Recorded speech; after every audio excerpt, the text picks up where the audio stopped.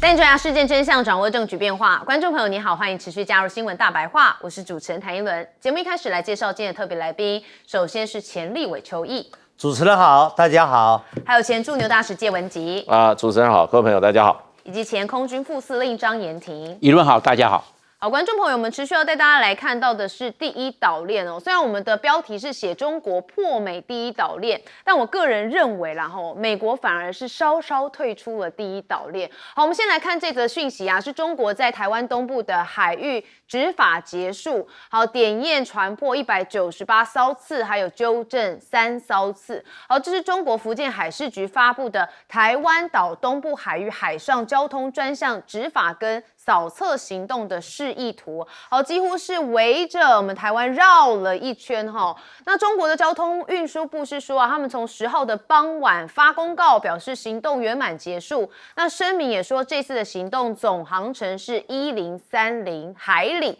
好，扫测总里程是1025海里，点验过往的船舶来到了198艘次，那纠正船舶违章违法行为是3艘次。那甚至你可以看到中国大陆的媒体啊，玉渊谈天就引述了专业人士说啊，这是我国这是他们讲的，我国首次在海上交通执法框架上对台湾岛东部海域进行扫测，好，补齐了台岛东部的海底地图，近海的治理模式释放的讯号很明确，也就是以后我们的视野里会越来越少出现台湾海峡，台湾岛以东海域就是我们的近海，这就是我们存在、管辖跟治理的海洋。好，所以呢，这个中国现在宣称啊，海警的三角柱围住了台湾。当然，我们这边的海巡署也是怒驳斥说完全背离了事实。因为有关媒体报道说啊，中国海警完成台湾东部海域专项行动，三角闭环牢牢围住台湾等内容。海巡署终于有点硬起来说对所有的袭扰都是监控、强势驱离，我国的海域主权不容侵犯。好，那既然海域主权不容侵犯，那为何又对日菲划界这件事情又特别的软趴趴呢？好，那中国的执法编队出现在了钓鱼岛，好，那他警告的就是日本的舰艇不要干扰。这是在9号的时候，中国海事海上交通专项的执法编队也抵达到了钓鱼岛附近的海域来执行任务，期间就对了日本海上安保厅的舰艇来进行喊话挑衅。那现在菲律宾的外长甚至还说啊，菲日的划界跟中方无关。好，他这位外长特别讲到说啊，这个对国防至关重要。好，那这个问题啊是跟中方无关，只是菲律宾跟日本的事情。好，那此外推动海洋划界谈判，他说是由他们自己菲律宾提出的，那也是加强菲日关系努力的一部分。即使中方反对或是加大施压，菲律宾仍然有意跟日本展开海上的边界谈判。那现在啊，看起来就如同刚刚一轮讲的，美国好像有点撤出第一岛链的氛围好，因为中国大陆从2022年的跨中线当时发生的是裴洛西事件嘛到2026年的破岛链就是现在的日菲这件事情。好，截至目前没有发生任何激烈的军事或是准军事冲突。他说这背后啊跟美国逐步的撤出密切关联。那由于川普希望亚太盟友自行来承担防卫的责任，那日菲就只好抱团取暖势在必行。但是面对中国大陆秀出硬实力来巡航，日菲缺乏美方的实质支持，其实也不敢令情势濒临擦枪走火。好，那现在呢，大家就很关心那个川普的做法到底是什么呢？其实他最近又狂发了 AI 的自恋片。好，我们带大家来看一下他是扮演成火影忍者的主角漩涡鸣人在多个超现实的场景当中展现他的超级招牌的舞姿。但是啊，这引发了日本火影忍者的粉丝啊强烈反弹，说就是没有经过授权，而且曲解了原作所以也让日本人相当的不满意好，那现在菲律宾呢，他也抗议了中国大陆的黄岩岛来设漂浮平台，所以可以看到第一岛链台海的局势之外呢，现在在南海也相当不平静很担心会重演人造岛的模式。菲律宾的外交部公开在黄岩岛拍摄到的构造物照片。他们说5月底就发现了这座大约是30公尺的漂浮平台哦，大概在这里。好，那当然怀疑说是中国的吊船所设置，那也确认曾经有6名中国人站在上面哦。那附近有一座配备天线的构造物。菲律宾派了这个飞机进行空中监视的时候，还曾遭到解放军用战机来进行干扰。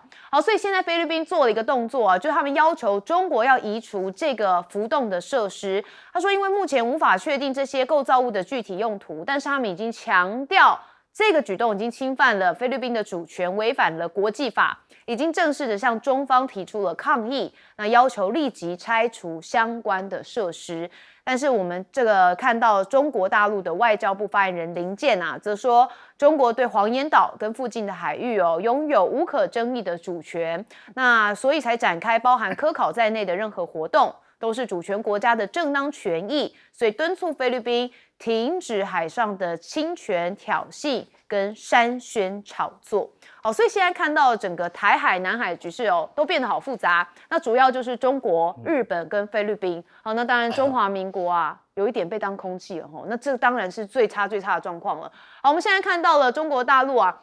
在台湾东部的执法因为它这个绕了台湾这样一圈。好，那当然有人认为啊，这个第一岛链的形势现在看起来有一些变化了。我们先问介大使怎么看？其实中国大陆其实在南海还有相关的争议水域啊，我觉得从归纳过去中国大陆一贯的做法啊，就是先是强调大家用谈判来和平解决争端，然后在没有结论之前呢，就是说所谓的共同开发，然后呢不用冲突的方法来解决这个争端，作为一个基本的处理的方式。可是如果中国大陆觉得这个争端的另外的他方采取了这个过激的手段，或者做出了这种违反维持现状用谈判解决的这种动作的话，中国大陆会很快跳到下一个阶段。下个阶段就是实际掌控，也就是说，你如果说不愿意谈判，你就采取了单方面动作，那中国大陆下一动就是实际掌控。就比如说我们前2天谈到的钓鱼台的问题、钓鱼岛的问题，过去是搁置争议嘛，然后就是说用谈判的解决。那可是日本当时在2010年的时候，安倍政权的时候，他就突然把钓鱼台国有化，那中国大陆就立刻就把钓鱼台的整个周边的这个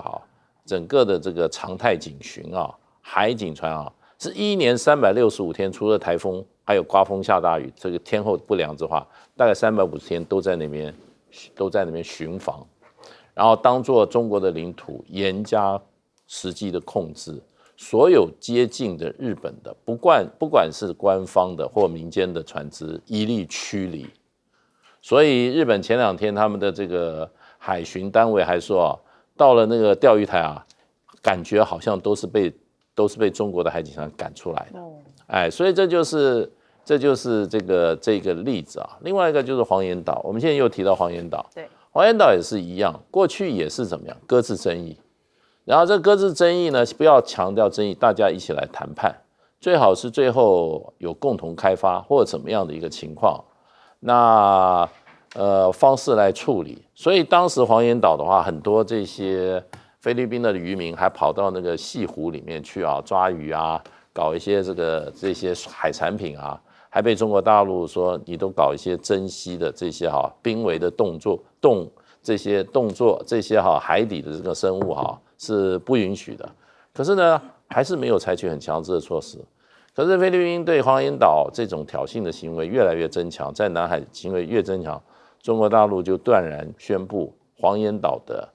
就是说领海基线，我把几个基点画出来以后，就开始往外画了领海跟临街区，领海12海里，临街区10，而且画了以后呢，是严格执法，你所有菲律宾的船只都不能接近了，包括你的飞行器飞越这个上空也不行，所以就变成就是说，中国大陆这一次在菲律宾跟日本宣布要对在我们台湾以东的海域那么划设所谓的来谈判这个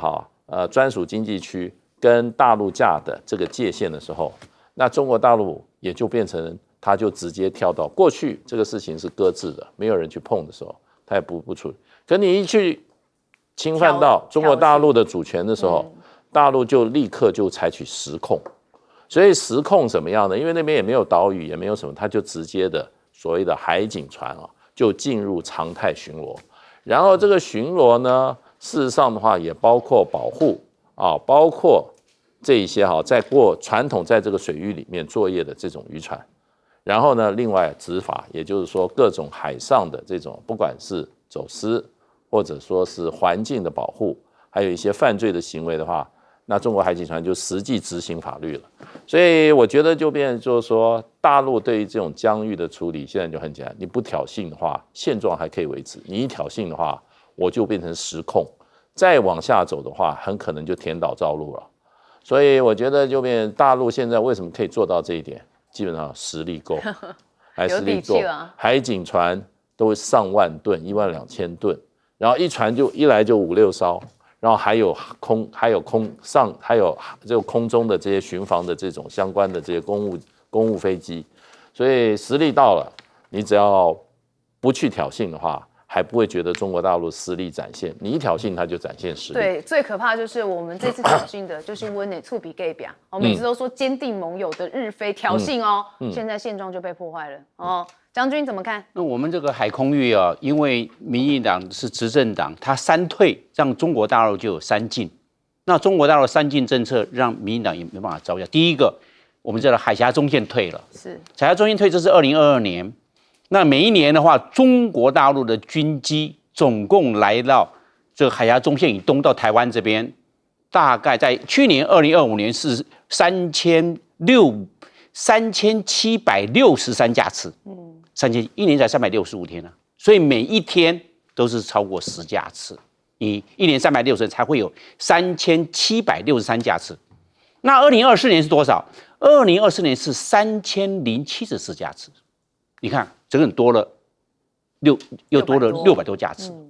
那今年2026年，那现在还在6月，那可能还会更多。所以海峡中线退了。第二个退是钓鱼台退。我们以前当飞行官的还飞到钓鱼台。那现在365天没有任何一架我们的战机到钓鱼台海域，我那时候还钓鱼台上空，那时候我当飞行官还会去。那现在我一架次都没有去过了，所以整个365天才会讲到了中国大陆在那边的驻守的大概是超过350天，除了台风天要撤离，因为钓鱼台有时候台风那个我们叫做那个半径，尤其是它的台风眼会过去，那也赶快要撤离，不然这个海象非常的糟。所以那钓鱼台退。第三个就是现在所讲到的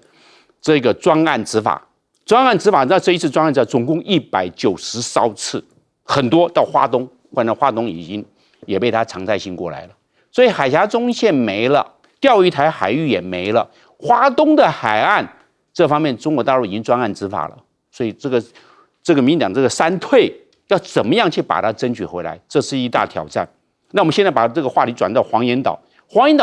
中国大陆做一个大概30平方公尺的这个浮动平台，就是为了侦查，因为它是3防。第一个防什么？防菲律宾在跑来坐滩。1999年5月，那不是马德雷3号跑到仁爱礁去坐滩了。如果在仁爱礁坐滩很麻烦，拖走也不是，炸掉也不是，人把它抓起来也不是。你再一坐滩，再坐个27年，那黄岩岛没完没了。所以他会在那边有个监视器在那边。因为它那个口整个环礁的口，那个就是350公尺的宽度，一定要有一个在那边做监视，防坐滩。那第二防什么？防捕捞。菲律宾的渔船会进去捕捞里面这个环礁里面的那些这个环礁的这些生物尤其龙虾、螃蟹非常多。菲律宾如果进去抓的话，那他渔船进去，那你要去取缔也蛮麻烦的，因为他进去你就麻烦了。所以在那边先防住，这个有个监视系统在那边监测附近的海域的动态。当然啦。还有海军的维权，还有中国大陆海警船的执法在那边防到。那这个最后一招，你总要有防嘛，1条线、2条线、3条线嘛，最后面在那个地方做警戒嘛。第3防是防什么？防水下无人机。水下无人机可以进去啊，一进去在那环礁里面，在那边做一些收集，因为黄岩岛已经在去年中国大陆已经列为海洋保护区。那如果那个菲律宾的那个海下无人器如果进去，在那边做探测、海洋调查，那中国大陆怎么办？所以那个地方要有一个监视的东西，掌握附近的海域的动态，尤其是海面。那水下的动态可能还有另外一种方式来做辅助。所以中国大陆在这边对黄岩岛的新三房，它就是那个浮动平台的功能。好，邱毅委员怎么看？中国大陆这一次把日本、菲律宾的划界谈判已经定调了，认为这是一个非法的划界谈判。为什么叫非法？它涉及到的3个问题。第一个问题就是琉球的问题。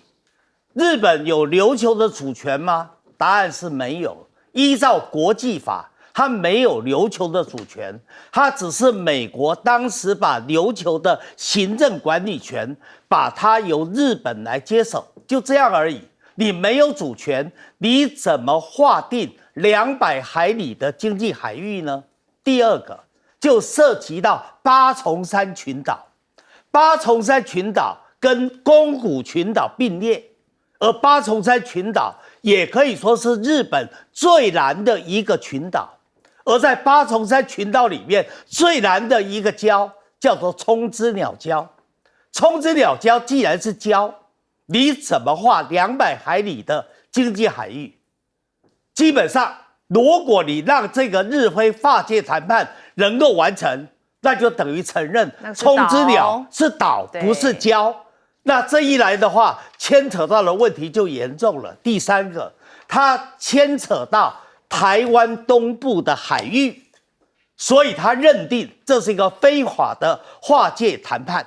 那接着在电视墙里面有个关键的名词，叫做三角闭环。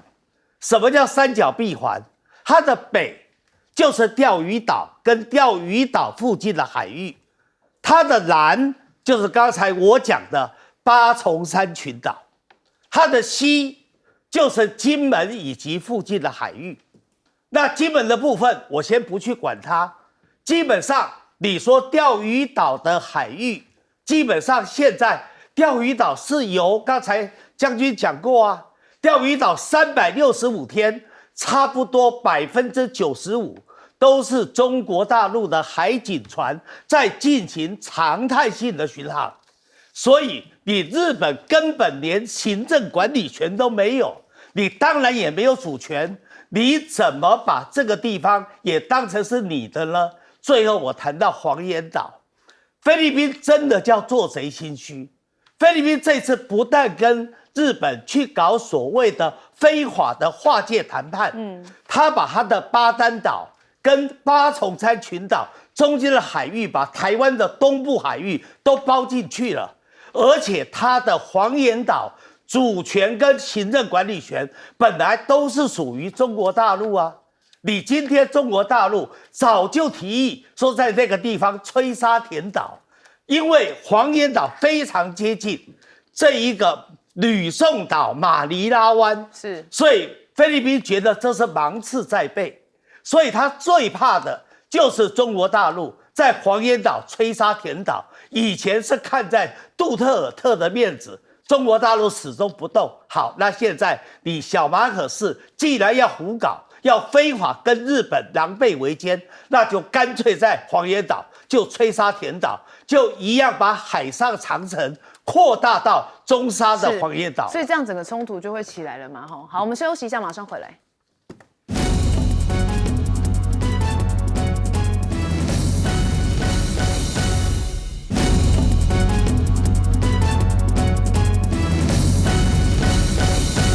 好，又要来讲美伊的战争哦。很多观众朋友可能会对一轮有些抱怨说啊，每次看起来川普都是在能 Q 的情况哦，好像都没有什么进展。其实这会影响很多的股市表现哦，所以还是要来关注一下我们国际的讯息哈。因为呢，伊朗说啊，发射飞弹击退一架 F-16战机，这是凌晨的时候啊，有一架 F-16战机哦，这个侵犯了波斯湾空域之后，革命卫队防空系统就发射飞弹回击，随后战机就逃离。好，那现在呢，川普也说，由于跟伊朗的协议迟迟没有达成，那美国将将再度的发动攻击，而且观察伊朗是否愿意回到谈判桌。所以感觉起来现在双方有点小打小闹，大家都在试探彼此的这个极限。那美国的中央司令部则说新一波的空袭在美东时间当天的5点15分开始，那针对伊朗境内多个目标发动打击，那就要回应伊朗毫无正当理由且持续的侵略行为。但是伊朗他自己也有王牌嘛，我们都一直讲说，其实最核心的关键就是荷姆兹海峡。那也因此呢，他们现在宣布全面关闭荷姆兹海峡。那已经有2船被革命卫队给攻击了。好，伊朗的最高联合军事指挥部在声明当中提到，美军迄今已经对7个沿海目标发动了攻击。那袭击的地点包含了阿巴斯港、西里克，还有葛西姆岛，还有亨加姆岛等等的区域好，那我们现在看到川普他其实也有放话。好，怎么样放话呢？他是讲说美军已经对伊朗境内多处目标来发动新一轮的攻击。那总共是发射了49枚的战斧巡弋飞弹。那部分的目标距离伊朗首都德黑兰只有64公里。好，那它64公里看起来就已经很近了，对不对？他甚至还放话你们不签的话，我们明晚继续的狠炸。好，当然我们认识川普这么久，我们也知道川普总是爱说这种话，但到最后关键时刻都会丢起来所以才会有他口嘛那美军呢连续第2天在阿曼湾向油轮开火说到9号晚间向阿曼湾一艘这个油轮开火，那也致使它丧失了航行的能力。那这是美军为了支持对伊朗的海上封锁采取的第8项行动。但是我们也看到对应到中国大陆的外交部回应美伊的局势你可以看到林健他还是特别讲说希望各方保持冷静克制，停止激化矛盾来升级局势，那要采取切实的措施来缓局降温，坚持希望他们透过外交途径来化解争端。那中方的另外一位是驻联合国的副代表孙磊他则是提到说综合解决伊朗和平利用核能的诉求，在平等跟互相尊重基础上面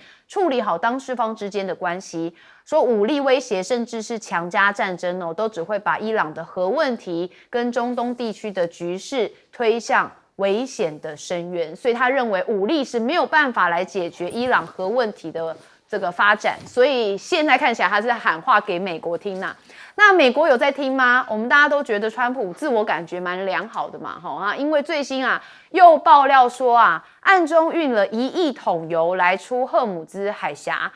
那当然当时乍听之下觉得哇好像有什么这个内容，但是真相曝光之后，因为美国媒体就事后查证说这项行动其实早就已经被公开报道，那不是外界毫不知情的机密行动了。那当然现在川普就面临的一些问题，就是他只能把旧的新闻拿出来炒。那美国的 CPI 引不安因为美国的劳动的统计局有显示消费者物价指数月增0.5%，年增4.2%，那当然是2023年4月以来的最高水准，代表通膨压力升温。但是川普他有讨论，我们来听听他怎么讲。You know what I really love? I love the inflation. You know why? Because as soon as this war is over, I can say it now. Something you didn't know. Do you know we've been taking out millions of barrels of oil? 但有人认为川普试图淡化通膨啦那当然现在有说共和党议员好像也是戏精上身了。我们来看这位共和党的众议员罗布被问到了众议院院长关于可能削减社会安全金的言论他假装打电话约90秒，就荧幕非常明显看见根本就没有通话还不经意的触碰到其他不同的位置。所以有人觉得共和党议员现在也跟他的这个主子川普一样装疯卖傻。好，但是确实美伊的战争你看我说了嘛，会牵动一些金融嘛因为它这个布兰油飙涨了超过2.2%，突破$95，金价连跌3天。那甚至伊朗战事不停美国农民深受高油价之苦那现在美国民众真的蛮辛苦的。好，那当然我们现在插播一个最新讯息，就是伊朗轰美驻中东的基地，说有12枚的飞弹摧毁美军 F-35、F-16的战机等等。好，其中美军驻约旦基地被伊朗的12枚飞弹狂轰，那有大量的战机受损。好，我们一开始因为是战事的问题，我们先问将军。那个伊朗认为美国在这个有限度的相互报复之中，美国有3件事情，美国一直没有去做，所以被伊朗抓到了美国的这一个底线，也就是美国的自我设限。第一个呢，美国不打地面战，伊朗也看出来了，美国不打地面战，那伊朗就根本不怕，他可以气定神闲，我反正咱们等到伊朗的革命卫队也好，伊朗的国防军也好，反正咱们等到。那这样的话，那美军感觉到拿伊朗没有皮条了，我怎么等到啊？我都等你啊，你不是要过来吗？结果你不是空降师也准备好了，海军陆战队也准备好了，还有美国陆军也准备好了来打。结果他看出来美国不会打地面战。第二个，美国不护航荷姆兹海峡，不打通，要不然美国要派飞弹巡洋舰还有飞弹驱逐舰进入荷姆兹。我要护航，所有的油轮要通过，因为美国到现在为止没有派过任何一艘进去，那你就没办法打通荷姆兹。那这整个荷姆兹海峡就掌握在伊朗手上，这个战略咽喉还有全世界能源的要道就掌握在伊朗手上，因为伊朗已经看出来了，因为伊朗会不会有鱼雷、水下鱼雷，或者是海岸山脉的地对舰的飞弹对着这个美国的军舰实施攻击都有可能，所以他也看出来美国不会。第三个，美国不扫雷，因为美国猎雷舰没有去，因为波斯湾也好，荷姆兹海峡有局部的海域被伊朗封锁，布下了水雷。那美国应该派一个 Mine Hunter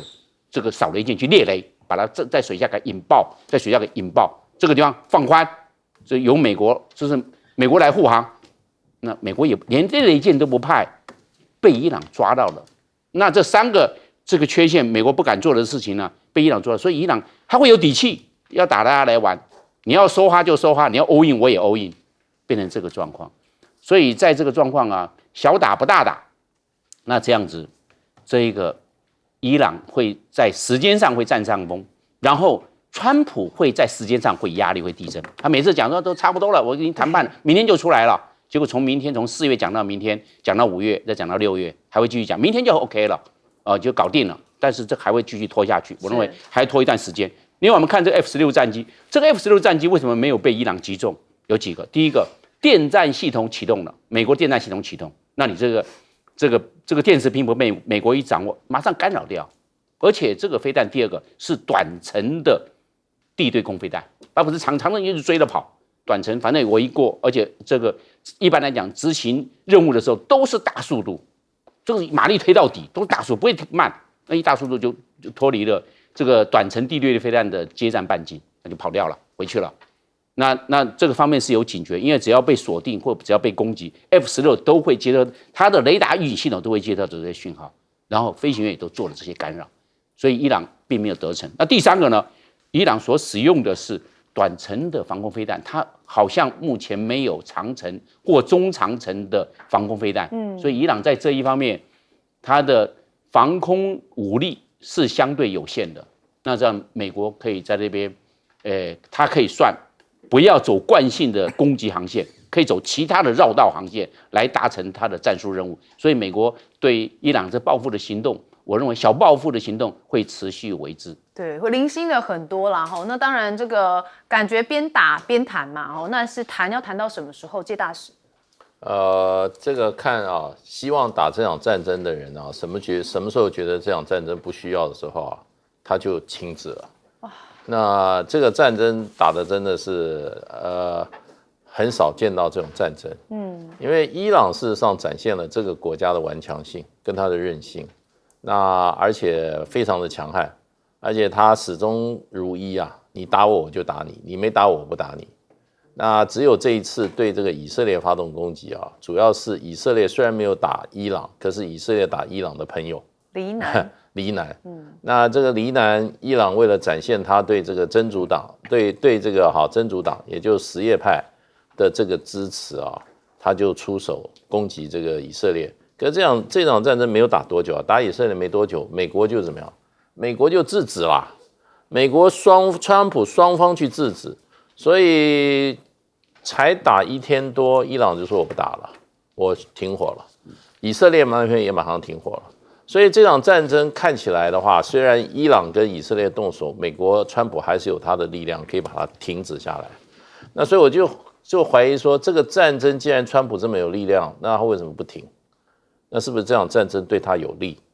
因为有的时候战争不是为了谁的利益，有人从战争中可以得利，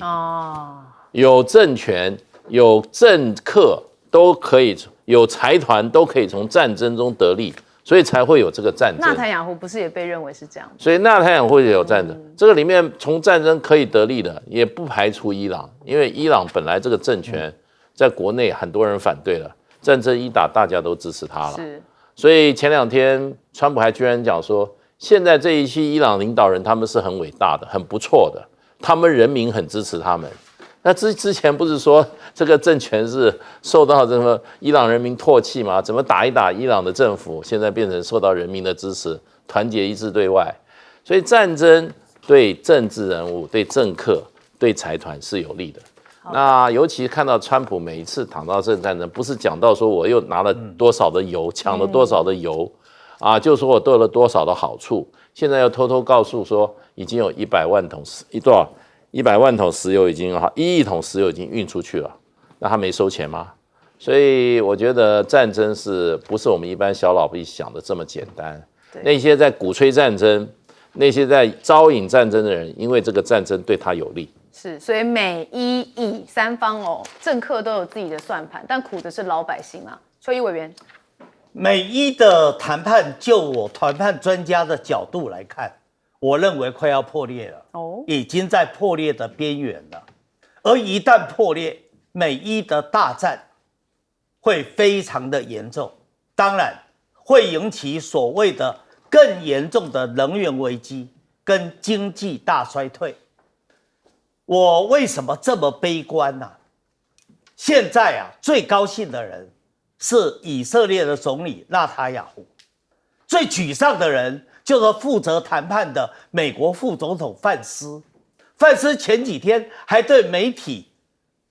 大吹法罗说，这个谈判很快就会完成，已经大部分都完成了。他相信他自己的谈判才能，他一定能使这个谈判最后能够顺利的达成。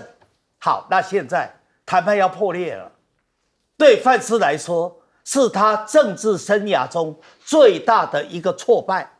但是纳塔雅胡得意啦，因为他本来就希望战争能够延续下去。其实这一场战争的火，基本上就是以色列纳塔雅胡所挑起来的嘛。但是川普还要负一个很大的责任，因为你的阿帕奇直升机被打下来了，你要报复，你就去打伊朗的军事设施，结果他去打了伊朗南部的2座大水库，这2座大水库一打，几万个伊朗的人民的饮用水就没有了。现在伊朗的南部，它的温度已经到45度更热的时候甚至达到50度你现在饮用水没有了，水库被炸了，你不是等于把伊朗的人民步上绝路吗？本来在伊朗的内部还有温和派跟所谓的强硬派，那现在连温和派的总统佩泽西奇扬都说，这个战争、这个谈判不能谈下去了。所以这一来，让整个美伊的谈判就陷入了紧张的局面，所以我才讲在破裂的边缘。可是美国也没有好果子吃因为美国现在依照劳工统计局，它的失业率已经达到了 4.3%， 它的通货膨胀率 CPI 消费者物价指数已经 4.2%， 比上个月4月份 3.8% 还更高。这么高的失业通货膨胀率，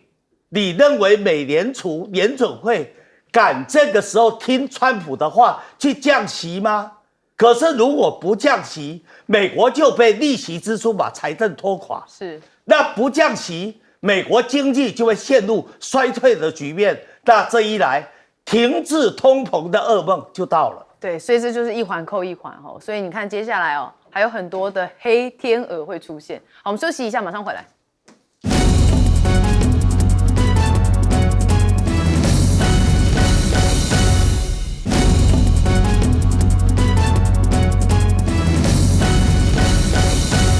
现在美国跟印度之间的关系也蛮微妙的。之前我们曾经看过这个卢比欧去过印度嘛，那当然现在在赫姆兹海峡上面啊，竟然发生了美国攻击印度游船的事件哦。那这个是3个印度船员失踪。那美国的军方9号在阿曼湾打击了一艘游轮，就事后有21名的印度船员获救，但是有3人不明。所以印度的外交部也针对事情来做谴责哦。那路透社引述印度消息人士说，印方已经召见了美国驻印度的副使节米克斯来提出抗议。好，那另外就是特斯拉了哈。特斯拉大厂原本说要在印度这边设厂，但是美国消息放出说，印度的重工业部长亲口证实说，特斯拉已经通知政府不在印度设厂了哈。那但是印度的金融快报《星期日卫报》就火速跳出来辟谣说，部长的话被曲解了，没有证据显示工厂计划被取消。但是有2家印度媒体也是自己承认说啊，这个特斯拉在印度制造的意向确实搁置了，也就是印度的5年梦碎。好，那 SpaceX 的星链呢，也看起来印度不太信任美国，主要就是因为印度以国家安全为由啊，实际上冻结了对太空探索技术公司旗下星链商业营运的最终审批，主要就是因为他们没有在伊朗获得授权，但是他们的卫星终端却出现在了中东冲突当中，所以让新德里当局对于美国运营商在地缘政治紧张的时刻可管控性产生了疑虑，所以让星链在全球最大没有充分覆盖宽带市场之一的扩张陷入了僵局，所以美印之间的关系很微妙嘛。好，我们再看到是莫迪跟川普是说在下个礼拜法国 G7 峰会期间来会面，这也是2人自1年前印巴紧张局势升温以来的首次面对面会谈。那莫迪连续执政了4399天，是印度任期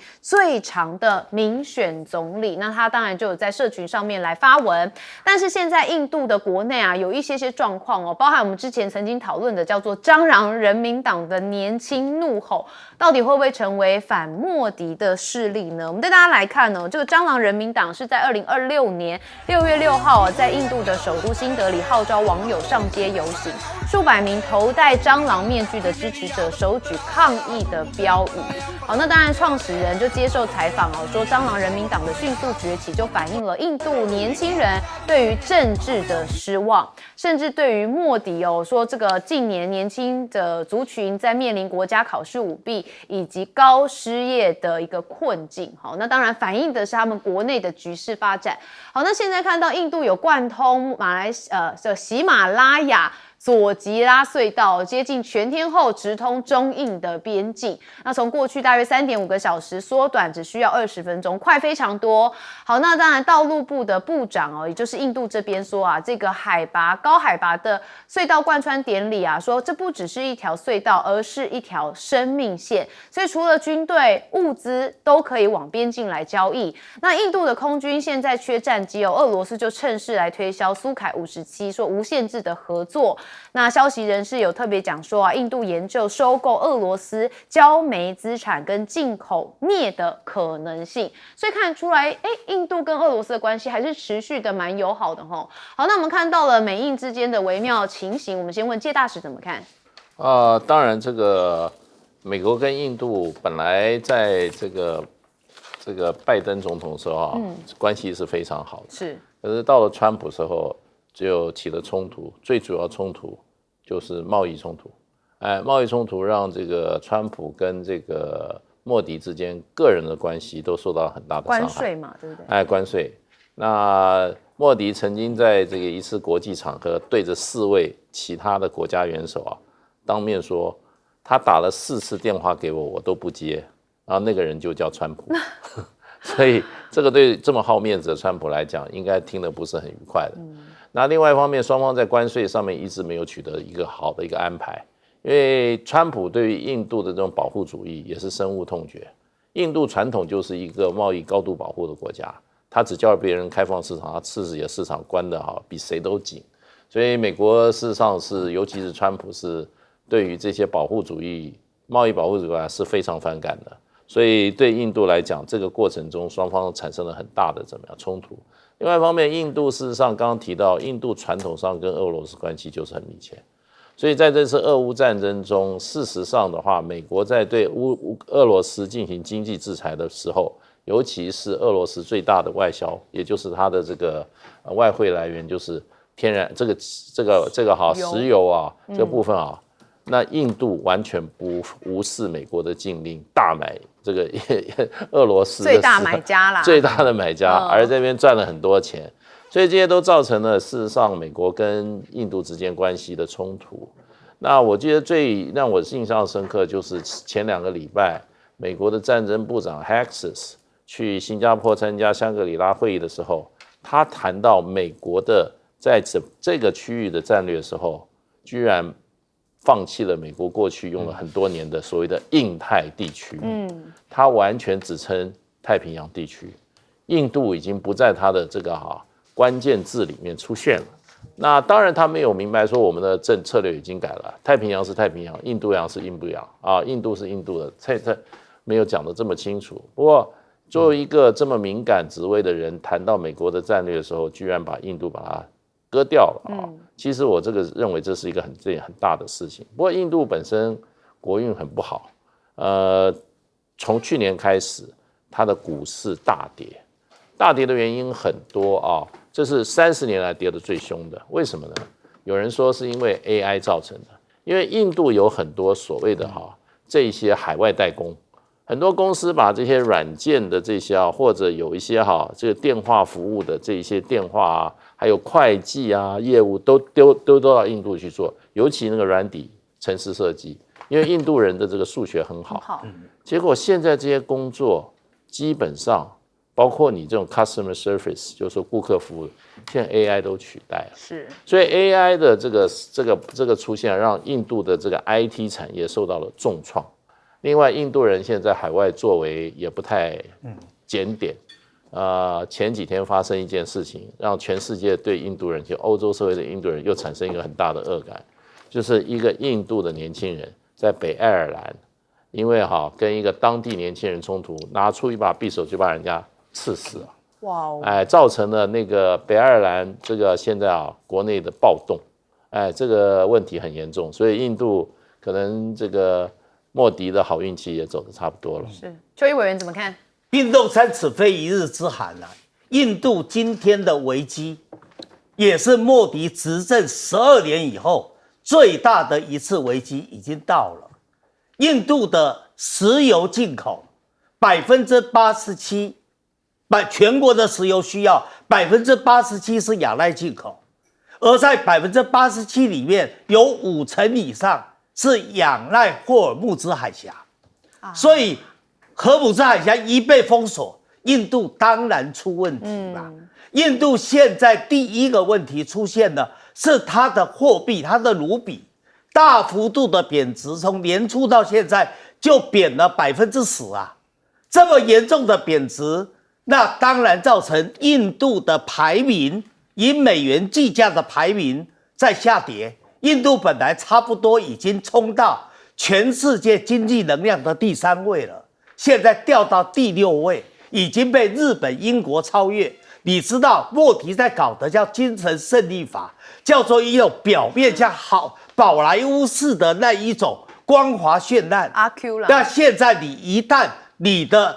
GDP 的世界排名下降的时候，你的美梦就破裂了嘛。好，回到现实的问题，除了刚才介大使提到的印度的侨外资汇入的情况减少，更严重的是外资拼命的逃走。电视墙上不是讲吗？特斯拉吗？不是只有特斯拉，这些外资拼命的走啊，也不是只有直接投资的工厂在撤，他连那个间接投资的金融投资都在撤。这一来又使印度的货币贬得更凶。印度现在年轻人为什么会成立蟑螂人民党？因为年轻人的失业率在统计数据上有黑数，都已经高到14.8%，年轻人找不到工作啊，前途茫茫啊。他们气谁？他们知道就是你莫迪过去吹啊，吹了半天，现在美梦都破了。所以大家把怨气集中在莫迪的身上。本来蟑螂人民党是网络上流行的，现在是实体的抗争，这对莫迪来说是非常严重的挑战，而且中东的危机还在持续。那你今天莫迪，现在中东的危机里面，现在能源的危机里面，你没有办法处理这些问题。印度有个最严重的，就是印度本身的工业基础太差。所以印度基本上，如果外资把工厂都撤走了，你想想看，印度整个经济会全崩啊！印度你不要以为经济总量很大，是印度除以它的14亿人口数，它的每人所得现在落到比孟加拉还少。对，而且我有发现印度在这块 AI 的这个兴盛上面、崛起上面，并没有分到太多根哦。因为我们过去会觉得他们数学很好，软体很强，但是 AI 能力好像稍微弱一点。好，将军怎么看？我认为印度它的国家战略规划错误，那让印度它进步非常缓慢。现在印度14亿多人口，是全世界人口最大国家，但是它每一个人均 GDP 才4000块美金，穷哈哈的14亿人口。压错了，它3个战略全部错误。第一个，军事战略，就是印度那么大的国家，14亿人口，没有一架 F16，没有一架 F35，美国的，那买法国的，买法国的幻象，买法国的标风战机，标风战机还被打掉。那现在要花320亿美元买114架阵风战机，又是法国的，不要再买了啦。不要再买法国的，他买那个，他连美国的 F15、F18通通没有。还向俄罗斯买苏凯27，还向俄罗斯买苏凯3栋，现在准备要向俄罗斯买苏凯57，是军事押宝错误，这是第一大犯的错误。他应该买一个单一系统，就买美军就好了嘛。你是国家那么大。第二个，我认为他的经济发展错误。